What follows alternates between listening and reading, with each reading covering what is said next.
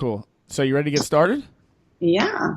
Let's do it. Well, I want to thank you so much for coming on and taking some time out of your busy cannabis days and Hollywood executive days You're welcome. to come on. So I'm curious. I really want to talk about when you started and you were, like you said, your book is called From C Student to C-Suite, which what people don't know, the C-Suite refers to executives, right? Because I had no idea what that meant. Right. C-suite is CEO, Okay. CFO, CMO. Right. It's And that so, high-level office. okay, awesome. And so why did school, and I very much can relate to this, of not getting good grades, and you think that you're dumb. You think like, well, I'm gonna screw up in the world because I can't obviously even succeed in school. So how am I going to succeed in the real world? What skills did you develop where you got C grades, but what skills did you focus on to be able to be successful in the real world versus being shitty in school? Right. Actually, oh yeah, I think it's sort of comical. Everything I was getting punished for in school, that I would get a C, and then even worse, I would get a U, which is like the lowest you can get for unsatisfactory behavior. Yeah, I've right? seen those. Yeah, oh yeah. For like talking too much and Yeah. socializing and doing all these things. And it was what I was being punished for is what was my skill set to be able to succeed, which is very, very interesting if you look at the school system. So, I mean, if I can give feedback to anyone, enjoy yourself, have a good time, make as many friends as possible, do interactive activities. It's just that was that skill set. And, I was fortunate enough. I ended up winning like best personality in high school, although I have a very funny story about that. Because how I got the best looking guy on campus, I'm not quite sure. I had my awkward phase. I was always really insecure about my nose. Like my nose was so big, like, look. And so when this hot new guy came to campus, I was trying to set him up with all the prettiest girls, and we became friends. And then the next thing you know, he slipped me a note like, did I want to go to a dance? And I was like, oh my God, he's flirting with me. And we became boyfriend and girlfriend. But when it came time to vote for superlatives, like best, smartest person in the class, most likely to succeed, best dressed, etc.,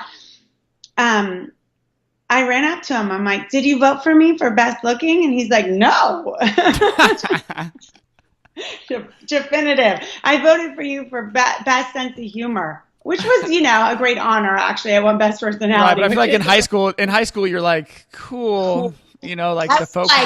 Yeah. I mean, I should be the best looking in your eyes. I definitely was not, but I mean, he was so brutally honest. Right. Yeah, so that's cool. So you were able to take those skills, like you got out of high school with like these C grades. You said you barely got into, what was it, Northridge, Cal State Northridge. I actually had to ask for one of my grades to be changed just to get into San Diego State. Oh, San Diego State, that's what it is. I actually worked my system. My persuasion powers were obviously really early on. You know what I mean? Because I had gone to a junior college. I wanted to meet my friends at San Diego State. I had gone to a junior college in between. But then I decided, well, what if I can get one of my teachers to change my grade? Like my SAT sucked, everything. I was a horrible test taker. So I had gone back to my high school and convinced one of my teachers to change a grade from a C to a B. And she did. So tell us about that. Tell us, like, what are, you have built this career out of, you've worked in Hollywood pitching shows, right? You were an agent for a while. So what are your golden tips for persuasion that you've used to get that high? Unfortunately for me, it was felt like it was a little natural. Maybe it was a fallback position when I was younger, maybe because I wasn't the smartest person in class. I wasn't the best looking person in class, that I was able to say, okay, well, I better be funny. I better, work on those skill sets. Right. We all overcompensate and undercompensate. Yeah. Based on our skills. Right. Yeah, exactly. But, some of the things, you would do, I mean, obviously if you're passionate, excited about something, that translates. If you're selling something or you're trying to convince someone when you're not convinced, that's not good. You also have to realize that what's the worst case if someone says, there's a fly here. If someone says no, I mean, it's not that big of a deal. You sort of learn how to tailor a situation when someone does say no, and not everyone can say yes to every opportunity. Right. And some of the things, when I was young and when I was a manager representing talent, and I really had not worked in television yet per se, I really didn't also know what I was doing. That's not an uncommon theme. But I would go straight to the top oftentimes. Interesting. So I would go to the president, I would go to the CEO, I would go to whoever, and I would call them, just cold call them, and tell them I had an idea. And people don't want to miss what's the next big thing. They don't even know you, but they're so nervous they're going to miss it, that they will set you up with the meeting, whoever's below them. And rarely is the CEO necessarily always making the decision. Someone's always pitching someone else. So, I mean, I definitely give a tip to go as high as you can, because you can work your way down. And they will usually set up that meeting for you. They'll say, call so-and-so. And I used to say, or I would say today, can you please let them know I'll be calling, or can I use your name? And they're like, yes. And then I have red carpet. Like, yeah. So like if it's someone looking for a job or something, and they can look up on LinkedIn, that's the CEO of the company, somehow get a hold of them and say, hey, I think I could really do this for your company. I'd love to, and then they say, well, why don't you talk to the VP of this, or talk to our recruiter? And you say, can I mention that I talked to you? Is that fine? Like something like that? You could definitely do it. I don't think it's like what I'm happy about my book is I don't talk about one industry. I just sort of talk about the strategies. Right. That's what I'm curious about. Yeah, exactly. Kind of like how those apply to industries. Yeah. Yeah. And, as your power of persuasion, I mean, sometimes you have to let the other people on the side do the job for you. I mean, you can even ask people, you can slip them the idea. You could say, or I would love to pick your brain about something, or can I get your advice? And people love to give their advice. And then before you know it, they're giving you opportunities. They're setting up meetings for you. They persuaded themselves. Do you know what I mean? Yeah, for sure. And it is interesting. You just said sometimes you think that asking people for help, you're bugging them, right? It's like, I don't want to bug them and ask them for help or ask them for advice. But then whenever I get asked for help or advice, I will like clear my fucking schedule and be like, wow, it's such a compliment, like, hey, can you help me with this? Like, for sure. Yeah, hold on. Come here. Let me help you. And you think that you're bugging other people, but the reality is you're right. People want to give back and help you, and then it becomes a win-win for both of you. Yeah. And absolutely, there's no question. Obviously, if someone knows someone else, a warmer intro is easier. Yeah. But I am like some of the things I do too to change the dynamics in the room and use that power of persuasion. Mm-hmm.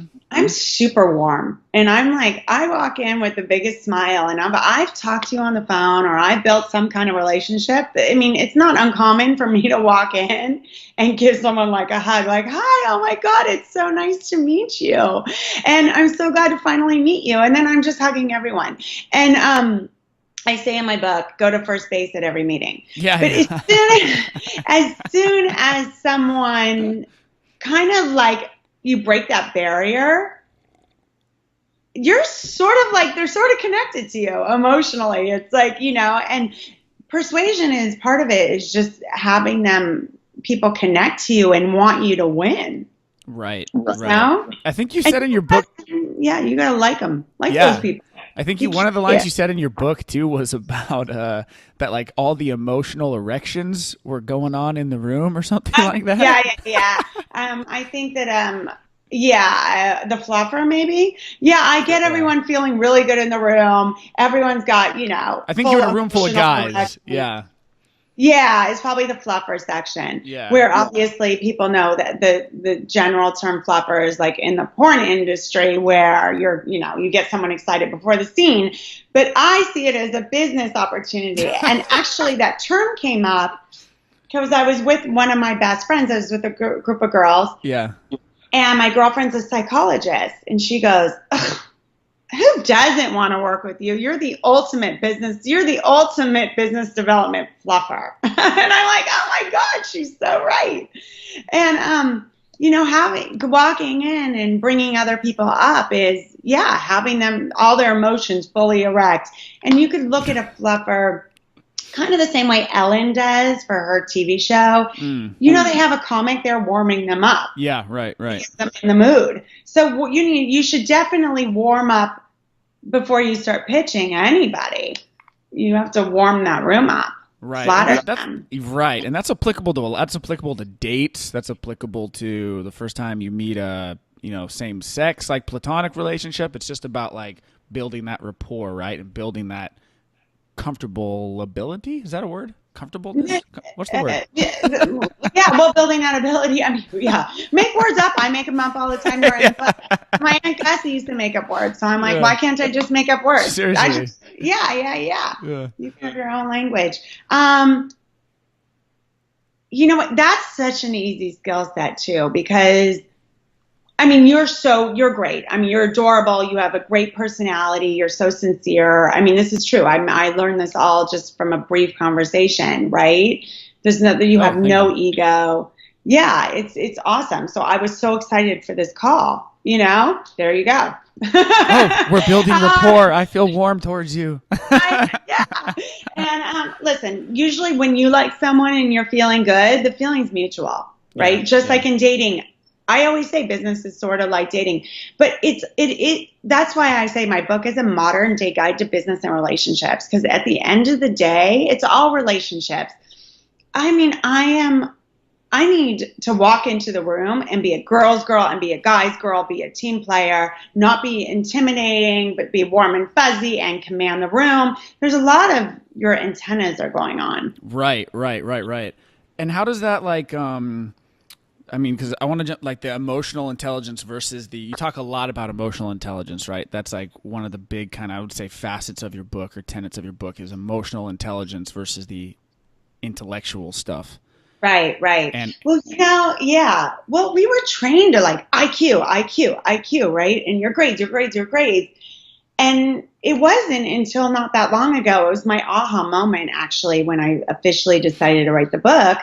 I had read an article in Forbes magazine that said 85% of getting business is due to your emotional intelligence and your ability to read the room, be empathetic, understand people, have awareness. I'll go more into it in a second. And 15% of getting the business was due to the IQ side, understanding the product. And, the article had gone on to say that, clients would give the person more likely would give a person a deal if they liked them versus an inferior product. Even if you had an inferior product, the client will more likely give you the business. And I was like, oh my God, duh. Well, that would explain everything. So all these years that way, my insecurity about being a C student or not excelling in school still weighs on me. It just was like interesting. Always feeling inferior and feeling like I just didn't know more and so impressed by everyone that knew everything more. People could tell me all day, oh my God, you're brilliant, because I knew the dynamic of how to change a room. But in my head, I felt inferior. Isn't that crazy? You can get 1,000 people. You can get the whole world telling you something, and it literally doesn't matter until you believe it yourself, right? Until you have like that epiphany moment where you go, wait, I actually can do this. I do the same thing with this, like this podcast. The first years, people are like, hey, it's pretty good. And I'm like, it fucking sucks. It sucks. I'm not good at it, and it fucking sucks. It's really good. And I'm terrible at it, and it's dumb. And people are like, no, it's really good. And you literally have earplugs in, and you don't listen to them. And even when they do say shit, you make excuses for their compliments. You're like, oh, they're just saying that because they're my friend, my family. They're just being nice. You just push away every compliment because you don't believe it. And then once you believe it and people tell you the exact same thing, you're like, thank you. You're right. It takes so long to get there. And you have such a variety of people, which gives you so much. You have to really understand that you are that good because you can relate to so many different types of people. And by the way, that's huge EQ. I mean, enormous. because you can change who you are in a dynamic of who you are based on the room you're in or the people you're talking to, and you're comfortable. Like that's a big part of it. So like on EQ, what's interesting is I don't think people really understand that it's a human nature. Okay, human beings, there's an event that happens, and then we actually have a feeling about it, no matter what, right? It's human nature. There's no choice. It's understanding that we have a reaction to every event and how we deal with it and how we could. So, EQ is really being able to understand, evaluate, control, and express your emotions. But it's actually the biggest winning scenario in that, and the ace in the hole is understanding how people perceive you. It's having enough self-awareness to be able to see how other people are perceiving you. And once you sort of understand that, then you can alter your behavior on any given situation. Right. That's the winning scenario. But you need to you have to be self-aware. But it's going to be one of the most important skill sets in, according to the World Economic Forum in 2020, it's number 6 on the most important skill set you'll need to succeed. Yeah, and it's a process, isn't it? It's a every day, every week, every year, ongoing, never-ending process. You've had so much experience in it, but are you still discovering every day like a deeper level of like, oh man, I didn't understand that about people, or oh wow, I'm still insecure about this? Like, what still comes up in your life after 20 years of doing this?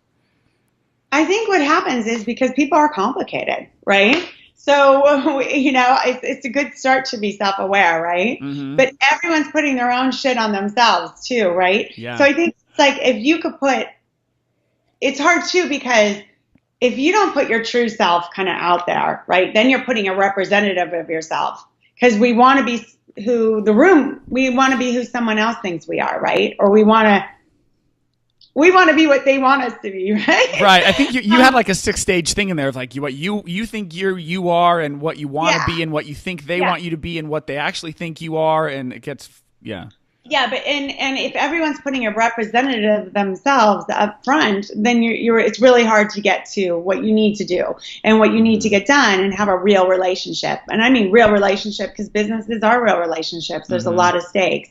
So I find the sooner you could just be yourself and be really aware and be honest. If you don't know something, just say you don't know something. If you need help, you need help. But at least you're aware. Then the other person can also be themselves, right? Right. And if you're goofy, be goofy, whatever it is. But kind of starting to understand emotional intelligence, then you kind of will click into it a little bit more, knowing that it is part of your human nature. Mm-hmm. So the better you can, it's just, it's important at the top up too. It's like, okay, I need to be the person that people aren't worried to approach, right? I'm not going to get angry. I'm going to be open. I'm going to support them. All those things from the top up also need to happen. People need to be empathetic. You don't want to be the person that people are scared to talk to. All that. So, as soon as you start to kind of click into that side of it, it'll get easier. Right. Fun, and a lot more fun. And a lot more fun, yeah. And I think something that just popped in my head as you were saying that is that since I think social media is affecting this so much, especially if you're like, 20 to 30, if you were born and raised on it, it's because if you're really into your Facebook or your Instagram and your kind of identity that you construct, right? And so it's like, I only show people these certain pictures of the way I look at a certain light or what I'm doing.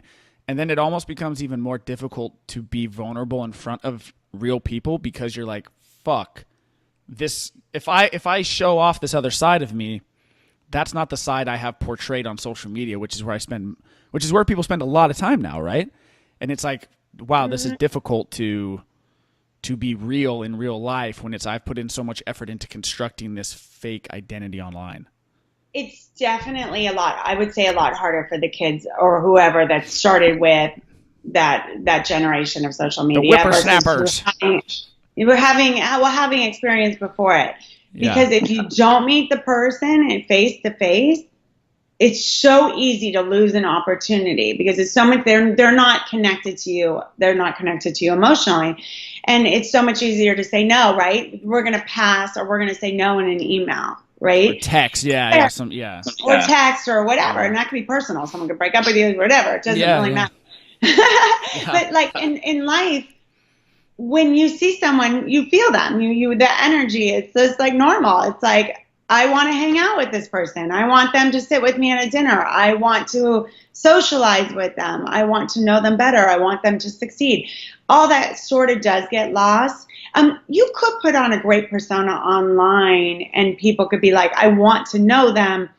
But then again, you're getting the artificial version because we can't be that person all the time. I always say I'm the perfect 7 because I know all my flaws. I don't want to be a 10. There's nowhere to go but down. So if I put my social image as this 10, 10, 10, 10, 10, you're only going to disappoint people. That's very true, huh? That's very true. You're only going to go down, right? I mean, I'm sure. Don't put me on a pedestal. Yeah. Throw it down. I bet you've seen that too when you meet. I'm sure you've seen like actors or celebrities and all those people, and the few occasions I've run into them in LA and stuff, you're like, oh, he's wearing jeans and a t-shirt and he doesn't look nearly as ripped as he did in that movie. Like, I feel like it almost always you're going to be disappointed because when those people are put up on these high pedestals, you know what I mean? I think that's hard for them too, actually. Yeah, that must suck. Seriously, they can't walk around without any makeup or being judged or like away from an explosion. You know what I mean? Like their life isn't a movie, yet all we see them in is like this being a badass in a movie, and then you're like, oh, it's a normal person. It must be constant disappointment. Yeah, and a lot of talent and creative people are introverts too.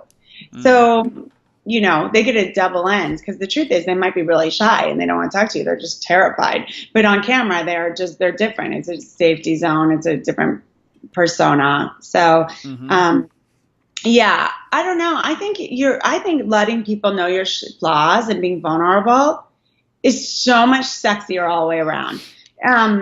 No, sexy is, I don't know. I think because even in business, because what if someone's selling something that's not sexy? You got to figure out how to make stuff sexy. So if people like you, that's sexy. Not like you like that, but you got to be real. You got to be vulnerable. You got to be able to like dance like Elaine. Don't worry about it. You can't. I mean, I have so many crazy stories of just like, some food flying out of my mouth or something. And I'm like, oh my God, okay. Did that just land on their cheek? No, that stuff that is what makes it real. I think there's a great quote I heard that's people are attracted to others' rough edges. Absolutely. Oh, I like that. I like that. I'm going to have to borrow that. Absolutely. I definitely, as if you read the book, but it's everyone's dysfunctional and degrees of dysfunction. And I think that even when I go into a room and with, someone I'm trying to sell to, they're exhausted, I mean, they just want to be themselves, I mean, it's exhausting trying to be that persona online.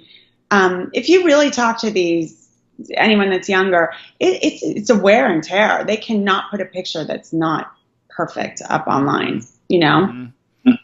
Yeah, I think everything is shifting, kind of like what we talked about, or you talk about in your book with like how resumes are going out of style and how it's like you make up these perfect adjectives and like it's funny. Yeah, like they're cool. I think you had like a translation, right? Didn't you, of like what it the bullshit you're spewing out on your resume to look good. Yeah, and it's like I think in like 10 to 20 years, I think like you were saying, I think resumes are going to be obsolete because we're moving away from like, the 50, like 60-year-olds that are still like, oh, you put a resume and give me all your skills and like, what are your objectives? And it's like, okay, we both know we're bullshitting each other. Why are we all doing this? And like you're saying, it's like you can be much more real and like the whole world is shifting to like an authenticity-based economy, I think. Well, what we are on paper is not what we are in person. Yeah, exactly. Yeah. You're giving, it's the same thing. You're like, oh my God, I see something. This person's perfect on paper. And then they walk in and they're socially awkward or this or that. I mean, resume, you have to be your resume. And you have LinkedIn now. So, I mean, I always preferred like I mean, I had some early success, so I was like able to really avoid the resume pretty much my whole career. But you have LinkedIn now. I used to write bios, so LinkedIn is a great way to do it. But, even Google is getting away from the resumes and where you've gone to school and what your grade point average is. They need people that are strategic thinkers, that fit in culturally. Mm-hmm. So it's definitely changing. Yeah, I think it's for the better.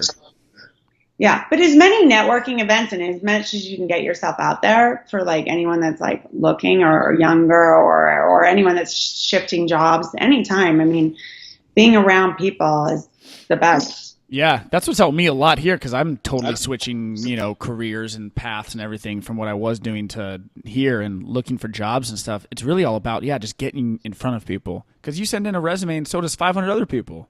Yeah, it somehow has to make it to you have to be the tippy top one. Yeah. Yeah. So even if you do call the C-suite, maybe the resume will get lifted to the top, right? Yeah, exactly. Hopefully. So talk to me about, the female perspective of being involved in all these different industries. And like you said, sometimes you walk in, there's 100 dudes and one Tami, like you said.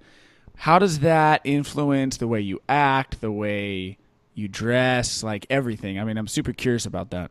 Well, I always dress where I feel good, right? And sometimes I don't try. It looks like I tried very hard, but it looks like I didn't try at all. When I walk into a room, I'm very much myself. And if it's all guys, I would love it to be girls. I think successful companies women have so much. Obviously, where there's more women in the U.S. than there are men. Number one, we make all the decision-making powers as far as it comes to the pocketbook and what people do. We control $20 million in spending. But there are oftentimes I'm the only girl in the room. And you know what? I know for a fact, this is a fact, that girls are more emotionally intelligent than men. So that's 100%. Does that make men more intellectually intelligent? Not as in touch. Yeah. They're just not as in touch emotionally. Some are. Yeah. But they don't want to necessarily show that side in a meeting. Mm-hmm. So mine is on, mine's at an all-time high. I'm shifting the meeting. I'm really paying attention to who the decision makers are. I know exactly who I need to play into. And I think, I use it as if I'm the only girl and it happens to be that way, I use it as a power play. Interesting. Yeah, and I work it at every angle. It is what it is. Yeah. What would it be? How would it be like? I mean, when you were talking about how you go and you were pitching these shows and you had two guys with you and you were in this, this high executives, the studio head's office.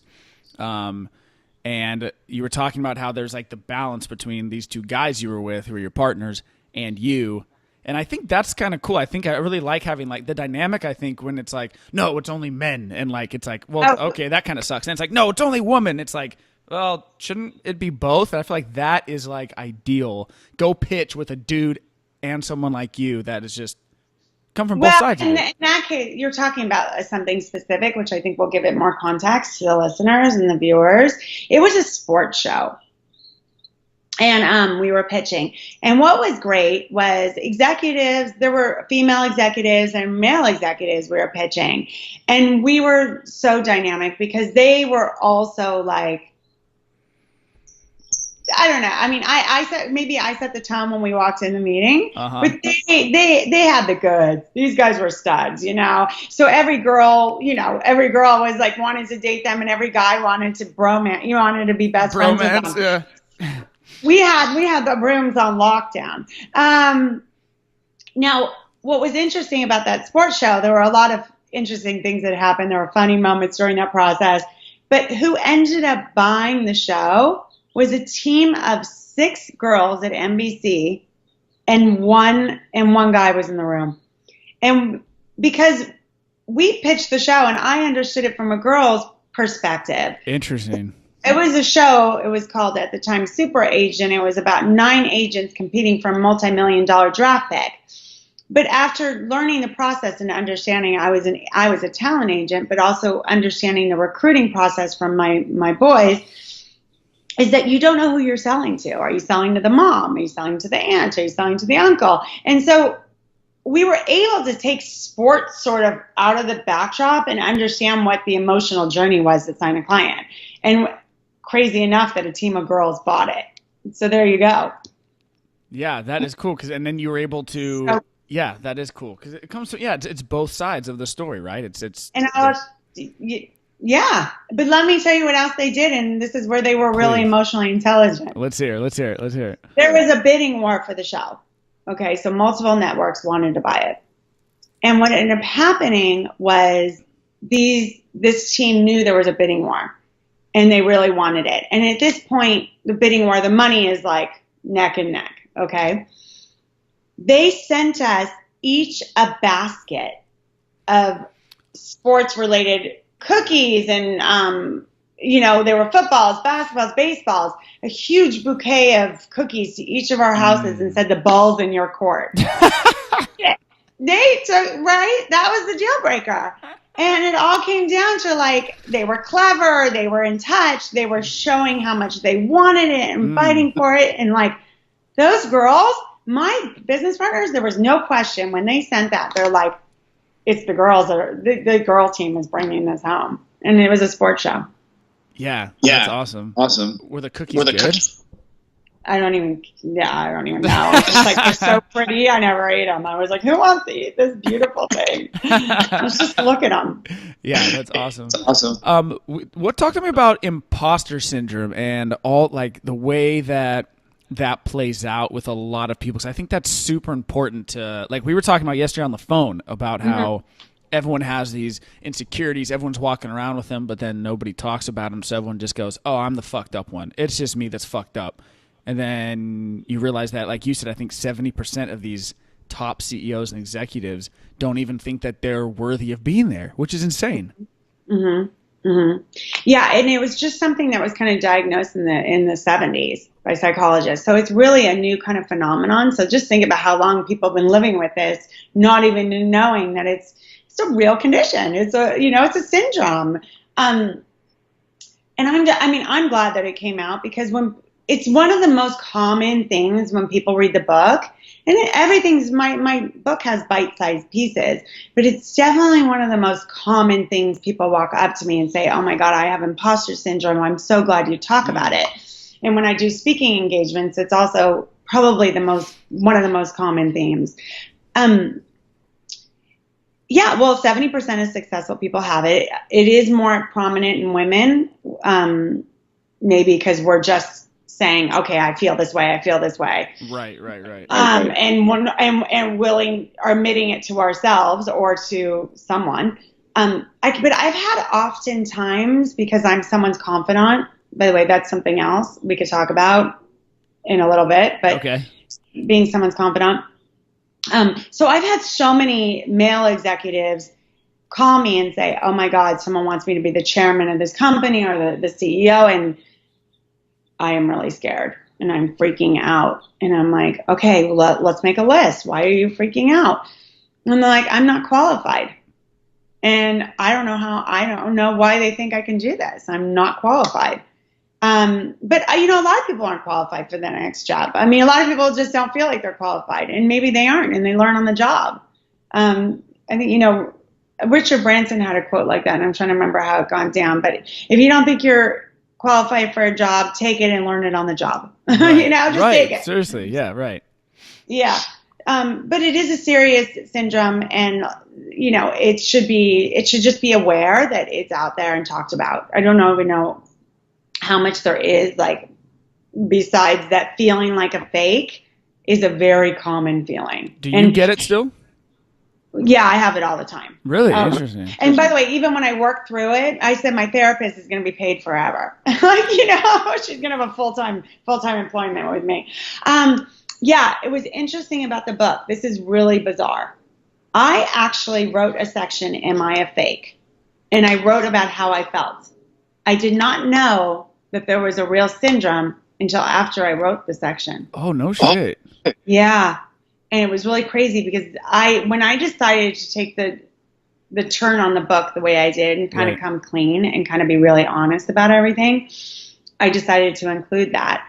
And it is, I wrote in my fake, that was it. And I wrote this whole section. And not till later did I learn that there was a real syndrome. And then I said, well, this is a real condition. It's called imposter syndrome, and gave a footnote. But basically that whole thing was written already, you know? And it's funny because you say, does it come up? And I said, it does come up.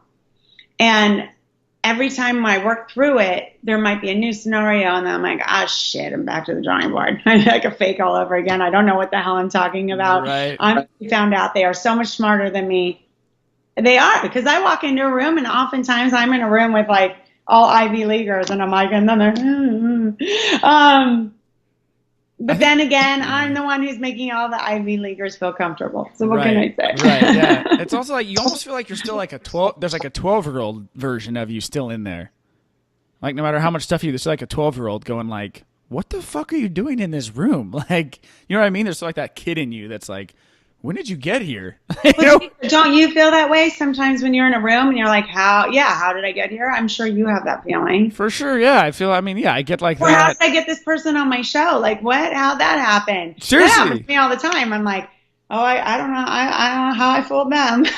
No, seriously, yeah. I mean, like, a lot of it is like, and as you move along, you kind of like, you get more comfortable. So it's like, if I did this a year ago with you, I was like, how did I get like Tami, this like, yeah, she's so successful, and like, why is she talking to me? You know what I mean? But as you build up, you get better and better at it. But yeah, a lot of times I still will slap myself. Or when I was doing firefighting, it was like, dude, I don't think that they realize that I'm like not as tough as like, even though I'm hiking and doing everything that everyone else was and doing all this shit, I'm like, I can't climb that tree and get the cat out. I was like, I don't think that I'm like as tough as like they think I am, even though I'm doing it. So it's very strange. It's very weird. I could tell you why you got the interview with me. How? You asked. Right. I know. You learn the thing of like, yeah, right. The people, they can say no, and you're like, okay, or not respond. It's pretty much that is one of the most simple things about everything I talk about. You have to ask. I love that. Business. You have to ask. If you don't ask, you won't get it. And there's a probability game. I'm sure you've had some, intros and things happen, and, people just don't get back to you, or things happen, or they're just not available, and never happens. But you got to ask. You got to ask, yeah. And you got to also, there's been a few times where there's been someone I really wanted on, and they didn't respond, and so I kind of, you tread the line between being persistent and being annoying. Oh God, yeah. Everyone does. Yeah, I'm the cool stalker. I'm the cool, cute stalker. Because I might stalk you and convince you to finally meet me, but then when you meet me, you're like, oh, okay, I actually like her. I did that with the Don't Take No for an Answer. Do you remember that story about I represented the MIT guys that brought down Vegas? No. And I was trying to get the meeting with the head of Caesars Casino Entertainment. So I called. Okay, so someone made an intro. They're like, you should meet this guy. And I was like, oh my God, I would love to meet him. He was perfect because I had a TV show based on the MIT guys that brought down Vegas. And first it was a reality show, and I needed a casino group to buy in. I ended up selling it as a scripted show to HBO, but at the time I was selling it as a reality show. And so I get this guy responds to my email, and he's like, sure, I'll take a meeting. And he's in Vegas. Well, there was a big television conference going on in Vegas, and I was actually going with someone else just to kind of make intros for them. I really didn't have a reason to go, but I was like, oh my God, that guy's in Vegas. I got to get a meeting with him. Nice. So nice. I said, I'm going to be in Vegas for, NAPT. Can we meet? And he said, yeah. So he schedules a time. Well, I have one of my Studley business partners fly out also. And that day, I get a call, and they're like, yeah, we have, I'll just call him JP on the phone for you. And I said, okay. And JP goes, hi, So I'm going to have to cancel my meeting. I'm overbooked. And I'm like, no. And he goes, what? And I go, no, I can't cancel. And he goes, like, what do you mean? He's like, I go, we flew all the way out here for the meeting. I'm sorry you overbooked your schedule, but you're just going to have to figure it out. And I don't even know where it came from. It just flew out of my mouth. And he's like, okay. So he decided he was going to take like 15 minutes and he was going to have dinner, and we were going to meet there first. Well, I decided, well, I'm going to have dinner there too. So we scheduled the drinks, and he walks in, and I'm like, oh my God, JP. I like give him the biggest like hug and everything. Well, he brought someone else, like his agent at the time. Yeah. And we all sit down and have the best time. And our drinks turn into dinner, which turned into an after thing, which turned into being one of my best friends and on one of the boards of my company. You know, and he tells a story that I literally grabbed him through the phone and by the shirt and was like, no.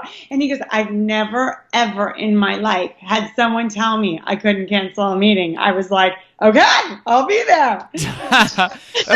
That's important too, because that guy is like, he's a high level person, right? And something you want something from, like you want to almost impress them, right? Because you wanted something from him. And I had flown out there. You know, well, my business partner, I was going to go anyway. But needless to say, he's still one of my very best friends. And still to today. No, that's badass. Yeah, because that's showing like, look, man, like I don't care who you are. Like I took the time to do this. Yeah. So respect me and I'll respect you kind of thing. And I think that's powerful when people see someone that like is willing to, you know, don't care. They don't care that guy's status. You didn't care what he had or what you wanted. It was like, I took time out of my day. I respect my time, and now you need to too. And I think that's powerful stuff, you know? Well, let me tell you, it's how you treat people is everything. It's really cool to be kind. I'm kind to everybody. The funny thing was we ended up selling the show to HBO, and this is a full circle story I wasn't planning on even thinking of. Awesome. When I called HBO to pitch the show, the guy that was running the head of development at HBO was like, Tami, I'm going to use all initials. It's MG. And he goes, I was EL's assistant, and you were so nice to me. You were like the only person that was like so nice to me. So he was someone's assistant that was a TV executive like 15 years before or something. And he was like, that was it. I had the red carpet. They ended up buying it. He ended up buying it over lunch. Wow. Well, it's not a scripted show. But like he was someone's assistant that I was like so incredibly, well, I am kind, but I was like so nice to him. Because you know what? Those assistants, anyone, they're all the gatekeepers. You want VIP treatment? You're nice to everyone from the valet to the security guard to everybody. Yeah, and that's good advice for just, in life. But I can only imagine in the entertainment industry too, if you're just nice to somebody. The stories I've heard from people who work in it, like if you're just nice to someone, they're like, oh my God, somebody's nice to me. I mean, there's a lot of bullshitty people, but on the flip side of it, if people are serious and they're legitimate, you know, you weed the people out. Right. And sometimes you get burned, but for the most part, there's a lot of great people too. Yeah. And that's true in every industry. Talk to me about being the confidant that you were mentioning. What did you like when you've been a confidant for people? How has that kind of played out in your life? You know, well, it's being a caretaker, right? And so I instantly just want to take care of you. Like I would love to just come take care of you, squeeze your cheeks, cut your food, feed you. You know, so it's like. I instantly am kind of that person. So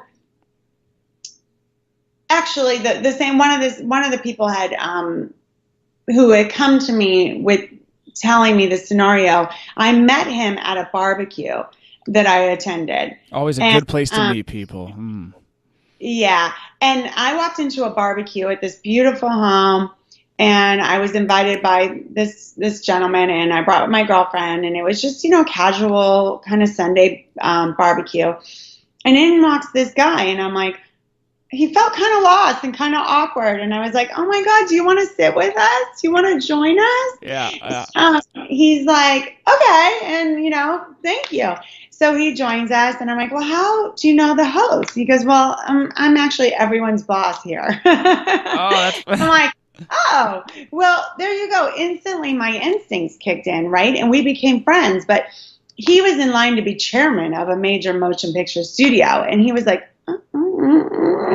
and so we already had built that relationship because like I already walked in, he was already comfortable around me, or he was able to open up to me. And, because I'm not judgmental. Being judgmental is no fun. That's no fun. So, and we're all flawed and fabulous. So I think once people know that they could be safe with you and be themselves with you and share things with you, you want to be that person. You want to be the trustworthy person. I call it the vault. You want to be able to be someone that they could share share your secrets, share your business. But you got to be that vault. You got to be like, gossiping is very out. It's very not cool. It's very, mean girl. Tina Fey mean girl. It's not very stylish. It is a great Lindsay Lohan's peak right there. Yeah. Share your secrets, share your business. Interesting. Is there a limit to that? Is there like you don't want to obviously divulge too many in the right circumstances, but you mean just divulge your... Well, that's up to the person to use their judgment, right? So I use my judgment when I open up to people. But if someone wants to overshare with me, well, that's fine. I mean, it's a client. They can overshare. I mean, as long as it's not like they killed someone, right. But I mean, there are, we don't know what happens behind closed doors. So if someone gives you a peek in it, they trust you, you're probably much closer to having. Our goals should be what's the long game, not what's the immediate game, right? So you want to build really strong relationships with people. So if they can open up to you, that's fantastic. That's the best. And, being curious, asking them questions, they'll open up. They want to share. Everyone wants to share. We want to think we can lean on you. Like, right? Yeah, don't you just want to sit like on have a glass of wine and just barf out everything? Why not? Yeah, that's one of the reasons I think why I started doing this was as a way to like hear other people's stories and then also contribute mine when yeah. Yeah. I like the concept that you just said about long term versus short term. I think that is extremely important, especially nowadays, focusing on the long term. Do you know who Gary Vaynerchuk is, the entrepreneur? Yeah, I know Gary. He's a great guy. Yeah. I love his Instagram. I just literally like go click on it every morning. Yeah. Just be like, what is he up to? I'm going to get pumped for the day. Yeah, I know him personally. He's very sweet. He's as nice in person as he is as you think? Really? Mm-hmm. Oh, that's good to know. We have a mutual friend, and I'm always he's always being like, when I see him, everyone's like, wow, he's like right now, he's like so famous. But, he's always makes sure, because we have a mutual friend and like this respect, he always makes sure he makes his way over to say hello, or when we catch eyes. He's very sweet. And oh, that's so good to hear. I have such a crush on him. Then I had a man crush on him before, but now it's even stronger. Yeah. No, he does. He has a huge heart, and he's an amazing hustler. He's hustler in the best way. I always say the Holzman hustle. So he's a good guy. You definitely can. Everyone can get great tips from him. Oh yeah, people listening. Gary, he has his Instagram is just, you literally, there's no possible way you're going. Gary V. We love Gary V. You're going to be so motivated listening. Inside and out. Mm-hmm.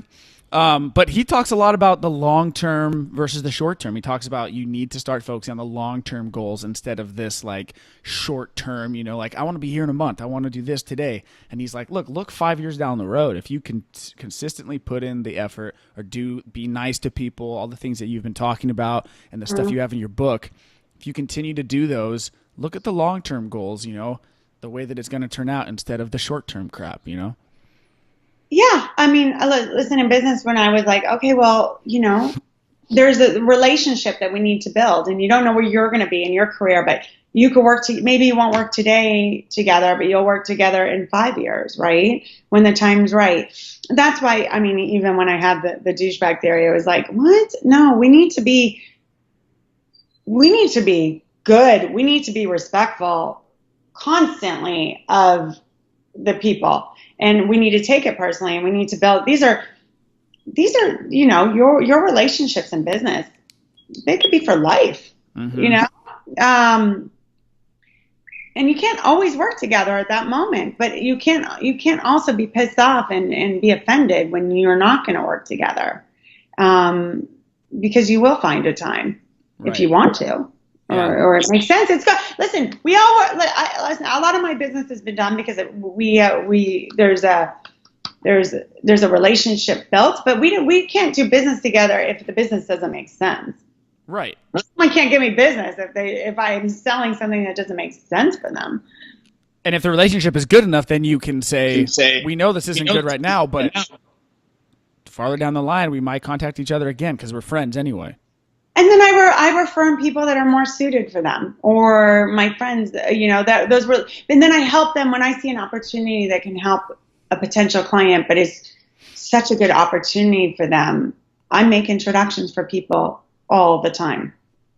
Right. Yeah, I can see that. You talked about the douchebag theory, and that's when people say it's not personal, it's just business. Yeah, it started with, people say it's not personal, it's business. I'm all, really? Losing a $30 million deal isn't personal? And then they fight, like, hypothetically, you're losing business because something had gone wrong. It may or may not be your fault, but, or a contract ends. What? My heart sinks. Well, I don't want you to be disappointed. I want you to be happy. And also, like, in a situation where things aren't going well, that's why EQ is also, like, so important here, because sometimes good relationships can stand when things aren't going well in business, right? Things are going bad, because you can have a really honest, candid conversation with someone that things aren't going well, and then you can fix it. But if you don't feel comfortable enough to have an honest conversation with people, you can't fix it, because you want to avoid it. And it's easier just to terminate the relationship. By the way, same in personal. It's easier to terminate it, right, than have an honest conversation. Yeah, so, I say that. But, because most of my book is, like, so positive and loving. And even when I talk about negative stuff, it's funny, right? But it's not all rosy. Not always all rosy. Right. What happened? Yeah, you just described my entire dating life. It's like, just don't, instead of having an honest conversation, just cut it. Talk to me. Tell me. What can I do? I got to figure it out on my own. But yeah, that's funny. It's applied on both sides, right? So it's applicable on both sides, business and personal. Yeah. I mean, I definitely, in the book, I talk about business as like dating. I have a whole section on it. Because you're courting someone, you're razzling and dazzling, you're putting your best foot forward, right? Right. You're courting, and they're dating, and then maybe, the contract is like, the proposal, right? Someone's asking for a commitment, so they give you a contract, right? You close the deal. The sex is the money. Yeah, exactly. It's the money, or put a ring on it, right? Yeah. Give me a 3-year deal versus the 1-year deal, or a 10-year deal, Yeah. Yeah. Exactly. But, tell me, so, like, where can people, so your book is out, and like you said, it's cool how it has such good, I went through some of those reviews on Amazon, and how it's written, you're writing from this very, female perspective, obviously, but it obviously is written from a woman's perspective, and how much guys enjoyed reading it too, myself included, because of well, I liked it because of the vulgarity and things like that. But I mean, but like, I think I've cussed enough today. What's Should that? we drop an F-bomb? Just start. I think I've cussed enough. Fuck, shit, cock, you damn. Fucking fantastic, and I'm so enjoying this. What's that? You're brilliant. You're fucking brilliant. There you go. Yeah. Yeah, the vulgarity. The vulgarity. Yeah. By the way, being vulgar is an emotional language if you use it the right way. It actually relieves pain. It gets your point across. And I think there's nothing wrong with cussing. I always say I cuss with class. But they do say it's an emotional language, and there's scientific proof, that it's good for you. And I guess, too, what it represents. And you know what it does? I think, now that I'm thinking about it, what it represents is authenticity, like we talked about. It represents something that isn't scripted. Do you know what I mean? So when you read that in a book from somebody and they're dropping F-bombs here and there and you're talking about boners and douchebags and erections, but it's not. Did I have boners? I probably brought up erection. Erections, sorry, erections. You can win someone. You can win a room over. I don't know what I said. I'm fluffer. No blowjob necessary. Maybe I said that. Yeah. Stuff like that. The stuff that is unscripted, but in like in a cool format, but it's unscripted. That's when it's like. That's why I can see why guys like it just as much as women do. You know.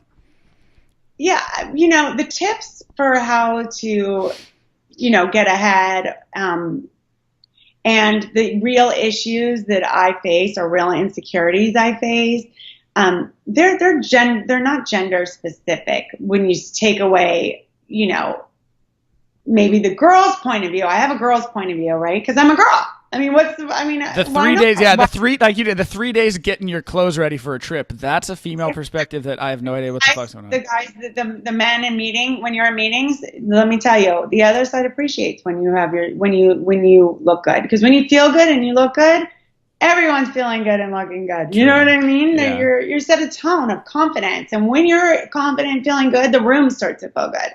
So it plays out to the boy side. It's just in a very non-direct way. Yeah, very non-direct. Yeah. So what I'm finding out is that the men really like it because I'm vulnerable and real. They have the same feelings about aging, having imposter syndrome. Maybe they don't feel like they're smart enough, qualified enough.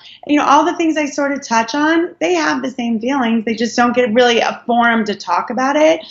So to have a girl write, a really modern business book, it gives them they get to relate in a way they haven't been able to relate. And I think they get a kick out of the girl stuff. It's sort of like being able to watch Sex in the City and get their point of view on dating, right? I can do like one episode of Sex in the City where I'm like, okay, I can do this, and by the second one, I'm like, this is too much estrogen, like too concentrated for me. It's kind of fun to have the girl's point of view, and definitely, listen, the women are going to take over the world here any minute, so it would be good to have the girl's point of view. Yeah, that's what my sisters keep telling me. I know it's happening. You watch out, it is happening, right? Yeah. But we already control the revenue, but we'll control it. You wait. Sure. And we'll have fun. Let us all control it together. I was gonna say, I like the idea of it being. Let us equally play in the sandbox. We'll have a good time. Yeah. And watch how the economy can flourish from that. Yeah, no, it's very cool, and it's I really like the idea. I really like the perspective of it. So tell people listening how we wrap this up here. We've already been going an hour. That was really fucking fast. We're like 3. Yeah.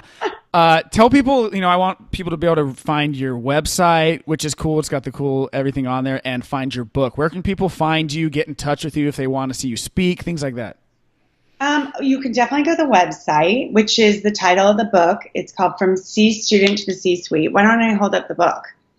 There we go. There it is. And look, she's fun. She's having a martini on the cover, and she's sitting on the boardroom, and she owns it, right? Right. And anyway, this is the title of the book. Let me see. The website, I think, is right here too, if that's helpful. From C-Student to the C-Suite.com. Awesome. So you can definitely find out everything there. Obviously, you can go to Amazon and buy the book. If you're in Los Angeles, at some of the well-known bookstores like Book Soup, Diesel Books, Romans, etc., Flint Ridge. If you're local, so that's easy. But yeah, definitely on Amazon. So definitely get it. You'll have fun. That I can guarantee you'll have a good time. That's true. No, very true. I'm on Instagram. I'm on Instagram. I'm on Facebook. My handle is, and Twitter, Queen Connector. And you can reach out to me anytime. I've had people reach out to me, and I like to take pride that I actually get back to people. I'm very approachable. And you were very quick when we emailed and texted and called and stuff. Queen Connector. I like that. That's funny. How the hell I got that handle? Yeah. I have no idea. And you do speaking engagements too, right? Yes. But that I usually will post them on the website. Okay. So check in there. Very cool. And, track me down. You can Google me. You can do whatever. Yeah, you pop up quick. So yeah, amazing. Well, thanks so much for coming on, Tami. Stick All around. my glasses. I know people see me with glasses, but see, I've got Oh, let's see. these. Oh, But then there I've you got go. the famous pink ones from the book. There you go. There you go. Now you're sexy librarian. I am.